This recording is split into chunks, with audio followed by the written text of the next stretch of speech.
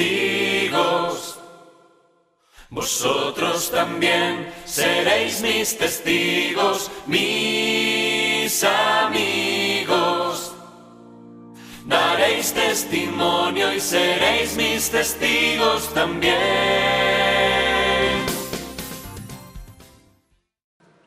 Buenos días a todos y a todas. En primer lugar, agradecer a los organizadores de este evento el tener la posibilidad de compartir experiencias y poner nombre a tanta fecundidad que está gestándose. Si se me permite un símil futbolístico, yo diría que el señor arzobispo, don Carlos Osoro, ha ejercido de magnífico centrocampista, recogiendo balones que amenazaban de entrar en nuestra portería, distribuyendo juego, marcando incluso algún gol, y entiendo que lo que se nos pide en estas breves intervenciones de 15 minutos es rematar alguna de sus asistencias. En este sentido, empiezo afirmando que después de la ponencia del arzobispo Osoro, creo que queda bien claro que a partir de ahora, en nuestras parroquias, movimientos, asociaciones, por si todavía no estuviese claro, hay que tener programadas acciones específicas de primer anuncio, en el sentido del querigma del Nuevo Testamento. No basta con decir, es que mi parroquia, mi movimiento, hacemos una catequesis muy de primer anuncio, que está bien, que hay que hacerlo.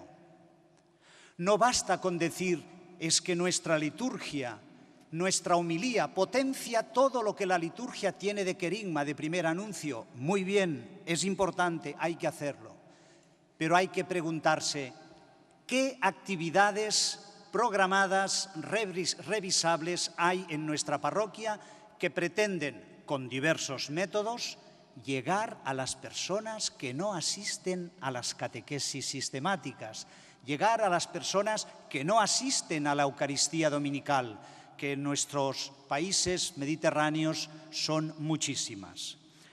Por tanto, el primer anuncio, en una relación íntima, como también ha expresado muy bien el señor arzobispo, con los otros elementos de la evangelización, es una acción específica que no puede ser sustituida, asumida, absorbida por los demás elementos, catequesis, liturgia, aunque estos elementos tengan también capacidad de primer anuncio. Segunda idea, no una idea, sino una imagen, porque dicen que las personas en el fondo pensamos con imágenes. ¿Qué imagen nos podemos llevar de este encuentro en Valencia para que nos quede bien claro, mentalmente bien claro, esto del primer anuncio? Si intentamos buscar una imagen del testimonio, del compromiso, nos imaginamos un joven, cualquier joven de vosotros, el lunes en la facultad, en el despacho, en sus ambientes, como se nos ha dicho, con una vida atenta, consciente, alegre, comunicativo, solidario. Esta es la imagen del testimonio que, como decía Pablo VI en Evangelii Nunciandi, es ya el primer gesto evangelizador. Testimonio encarnado, presencia encarnada. Si hablamos de diálogo, diálogo cercano, diálogo para conectar o para despertar los anhelos de trascendencia en los jóvenes, dificilísimo, ¿cuál es la imagen guía? Pues un diálogo. Un joven que dialoga con otro joven. Si nos preguntamos por la imagen de la liturgia, está clara, un celebrante alrededor de un altar, etc. ¿Cuál es la imagen guía del primer anuncio? Pues el señor obispo Osoro ha utilizado la palabra nacimiento. Pues ¿por qué no? La propuesta es, entre muchas, nunca habrá una imagen que agote el tema, pues un alumbramiento. Un parto, un parto. Y la tarea del evangelizador, de ese joven evangelizador, de ese sacerdote veterano, es, como le llaman, la comadrona, ¿verdad? La enfermera que ayuda a dar a luz. Es diferente, lo ha dicho el señor obispo. Para que pueda haber crecimiento de la fe, primero tiene que nacer la fe. Y el problema y la ambigüedad en que todavía nos movemos en muchas parroquias es que todavía tenemos un chip de cuando vivíamos en régimen de cristiandad y mucha gente venía a las parroquias. Y todavía pensamos en términos de alimentar la fe. Y hemos olvidado cómo, con la ayuda del Espíritu Santo y de unas herramientas adecuadas, cómo generar, alumbrar, dar a luz la primera fe. La literatura sobre los conversos, sobre las conversiones, la literatura de 20 siglos sobre la experiencia del acto de fe, Andrea nos hablará luego, está llena de esta imagen. O sea, no es fácil, no se accede a la adhesión a Cristo por continuidad mental, por continuidad sentimental. Convertirse a Cristo existencialmente supone siempre de una manera u otra, con mayor o menor intensidad, tampoco quisiera ser tremendista, pero supone un morir para nacer de nuevo, morir al yo, supone una ruptura. Hay gozo, pero hay dolor también. La prueba es el joven rico, que ante ese dolor se fue. Por tanto, ahí queda la oferta como imagen síntesis del primer anuncio, ayudar a alumbrar la fe en otra persona. Tercer momento. He seguido con entusiasmo las intervenciones en el Sínodo de los Obispos desde Barcelona, a través de Internet, a través de la página web del Sínodo, y me he percatado, entre muchas otras cosas, que había dos tipos de intervenciones en los padres sinodales.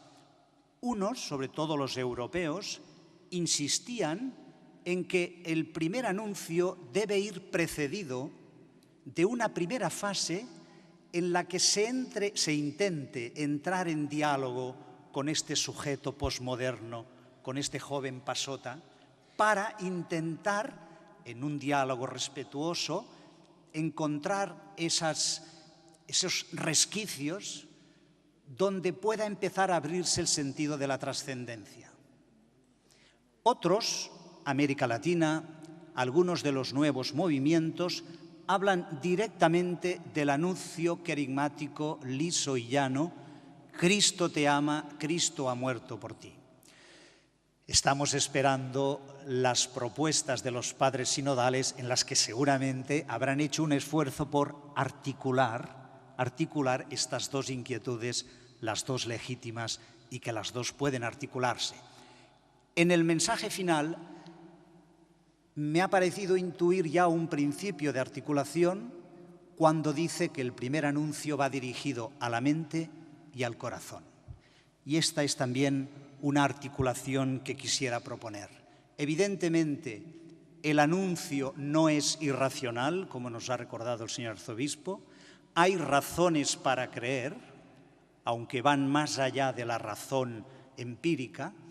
Es importante, en la medida de lo posible, según la inquietud del interlocutor. No será lo mismo un joven universitario que está haciendo la tesis doctoral sobre Wittgenstein que un chaval que trabaja en una discoteca.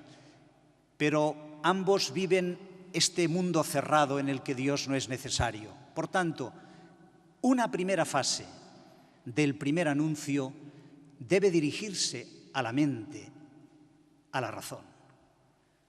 Y es necesaria, y es lo que intentamos en la teología fundamental, que tiene que encontrar fórmulas de propuesta a nivel del cómo concreto.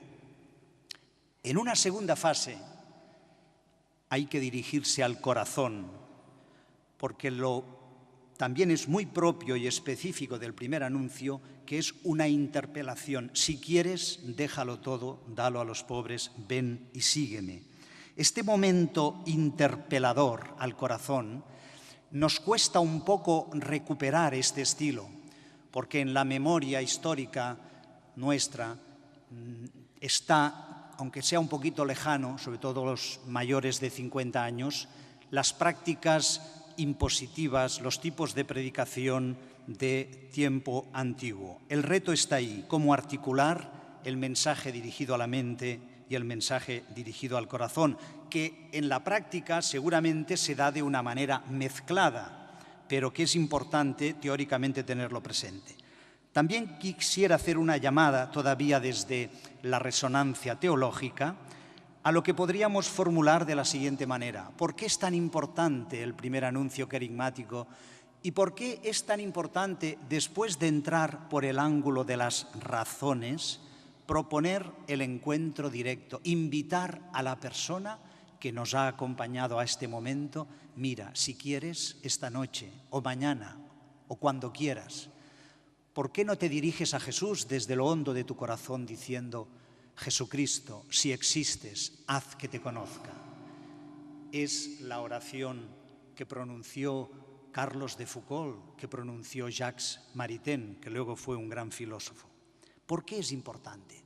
Fijaos, todos los grandes teólogos del siglo XX que hicieron posible el Concilio Vaticano II, del cual estamos celebrando el 50 aniversario, el jesuita Rahner, el gran teólogo suizo von Balthasar, exegetas como Eschlier, cantidad de pastoralistas, está escrito en todos los manuales de teología.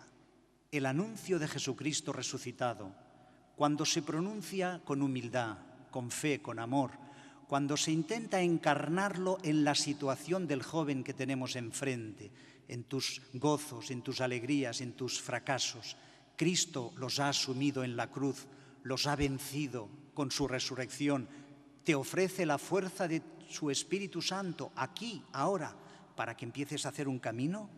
Resulta que estas palabras del querigma y el testimonio, el mejor testimonio de vida posible, están ungidas, están cristificadas por el Espíritu Santo, que es el gran artífice de la evangelización, el único que convierte, el único que convence. Nosotros, los laicos, los sacerdotes, no convertimos a nadie. En el mejor de los casos, con el mejor testimonio de vida, con una aproximación cálida, dialogal, buscando el punto de contacto humano en la situación de aquel joven, proponiéndole, si quiere, el encuentro con Cristo, somos mediación con el gesto y la palabra, pero es el Espíritu Santo el que unge esta palabra que la puede estar pronunciando un joven en un bar tomando tranquilamente una cerveza con otro joven al que, fruto de diversos encuentros, llega un día, un sábado en la madrugada, que le propone que se dirija personalmente a Cristo. Este acto, el primer anuncio, que en su forma paradigmática es un joven que invita a otro joven a acercarse existencialmente a Jesucristo, posee la eficacia mínima necesaria para provocar en el corazón del joven, si se deja, si quiere, la primera fe, de la cual hablará Andrea. Es importante que tomemos conciencia todos que hay, lo diré de otra manera, hay una eficacia sacramental muy pequeñita, si queréis, como el piñón que contiene en potencia el pino enorme. Hay una potencia sacramental pequeña, nuclear, en el anuncio, acompañado del mejor testimonio de vida. Creo que esto es muy importante. Esto está en la línea de lo que el Papa Benedicto XVI nos invitó a reflexionar a los teólogos en el número 56 de Verbum Domini, la exhortación postsinodal después del sínodo anterior sobre la palabra de Dios, publicada el 2010. ¿Nos parece que tomar conciencia, todos y todas, de esta fuerza, de esta eficacia mínima necesaria, nos equiparía a todos, a todas, con una mayor conciencia, incluso con una mayor confianza en que no somos nosotros, con nuestra simpatía, los que convertimos a aquel joven, sino que es Cristo Jesús que se hace presente en el anuncio? Esto lo afirma, los lineamenta, el documento primero preparatorio del sínodo reciente, hablaba de Cristo se hace presente en el mismo anuncio. Y Lo dice San Pablo en aquellas cartas cuando dice: os engendré por el anuncio de este evangelio. ¿A qué evangelio se refiere Pablo? En el año 40-45, cuando Pablo decía estas cosas en sus cartas, los evangelios como libro no existían. No se escribieron hasta a partir del año 70-75. Este evangelio es este anuncio, este pregón, querigma en griego, como nos ha dicho el obispo Soro, que aquel judío crucificado, rechazado, es el Hijo de Dios que ha asumido todas nuestras debilidades, todas nuestras flaquezas, que ha abrazado la historia humana, la ha redimido, la ha superado, y que en la mañana de la resurrección y por el poder del Espíritu Santo está haciendo presente en la historia el final feliz de la historia.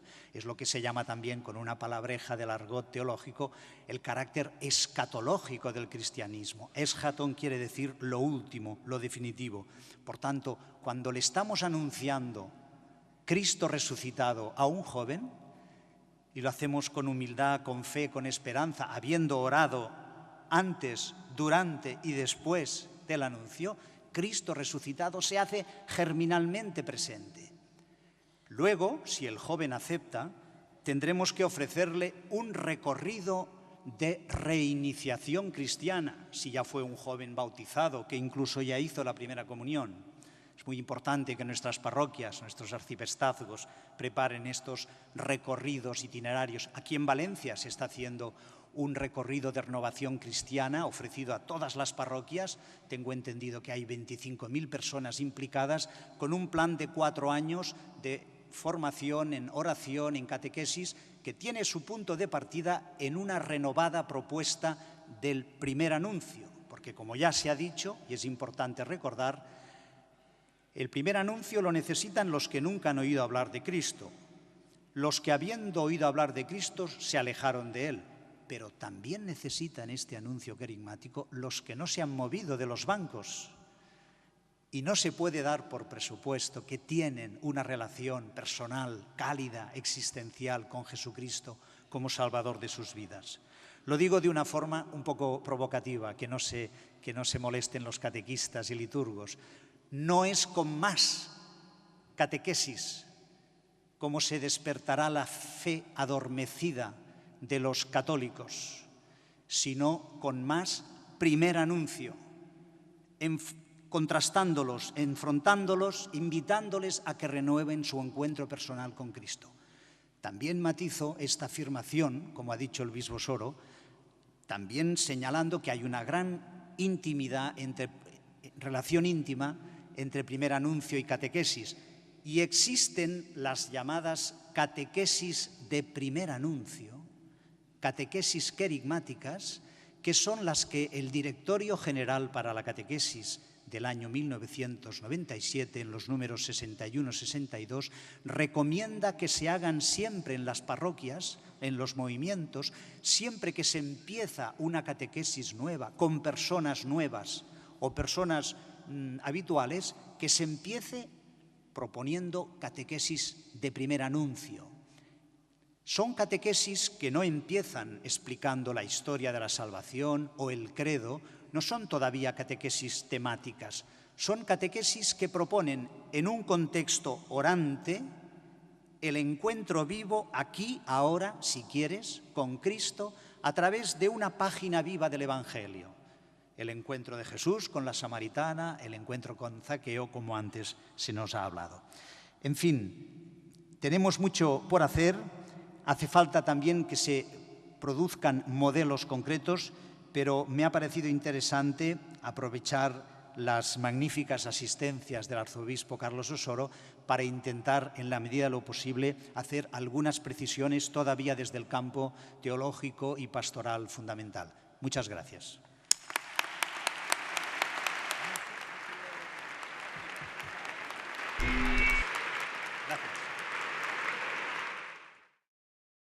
Radio María, la fuerza de la esperanza.